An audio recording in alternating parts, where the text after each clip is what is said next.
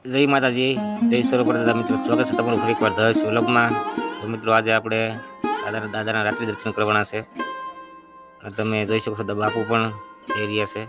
તો મિત્રો આપણે અહીં સુરાપુરા દાદાના દર્શન કરીએ.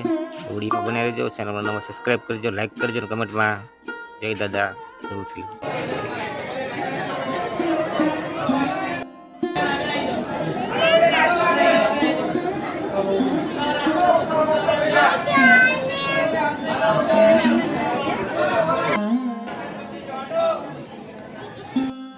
તો મિત્રો આજે સોમવાર છે અને આપણે દાદાના દર્શન સોમવાર રાત્રિના કરી રહ્યા છીએ.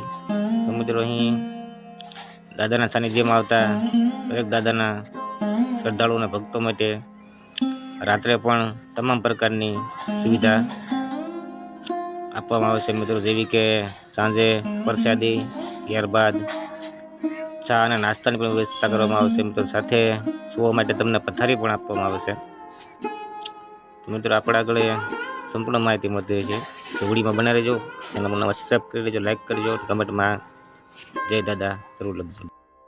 તો મિત્રો અહીં સાંજે બાપુની સભા પણ હોય છે મિત્રો, જેમાં દાદાના ભક્તોનું સંબોધન થતું હોય છે અને સાંજે પ્રસાદી લેવાની પણ વ્યવસ્થા કરવામાં આવે છે, તે પણ તમે જોઈ શકો છો મિત્રો. દિવસ અને રાત્રે પણ એટલું જ દાદાના સાનિધ્યમાં દાદાના ભક્તોની લાઈન હોય છે મિત્રો, તે તમે જોઈ શકો છો.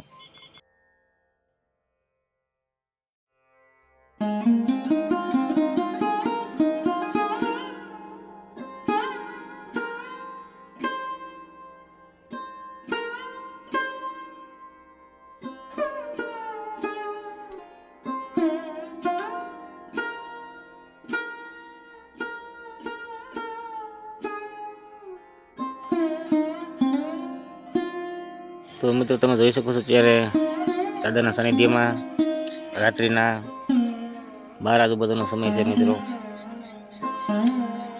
અને અહીં દાદાના દર્શન લોકો દૂર દૂરથી આવતા હોય છે મિત્રો. તેના માટે સાંજે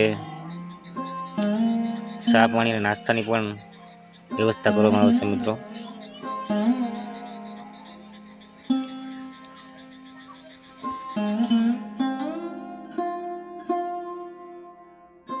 તો મિત્રો તમે તે પણ જોઈ શકો છો, અહીં દિવસમાં જેટલું માણસો આવે છે તેટલું જ સાંજે પણ હોય છે અને તમામ પ્રકારની સુવિધા પણ આપવામાં આવે છે મિત્રો, જેવી કે પ્રસાદી, સાંજે ચા પાણીનો નાસ્તો, સાથે પથારીની પણ વ્યવસ્થા કરવામાં આવે છે મિત્રો.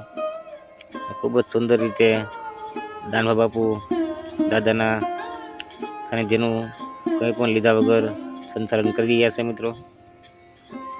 તો એના માટે એક લાઈક તો થઈ જાય મિત્રો.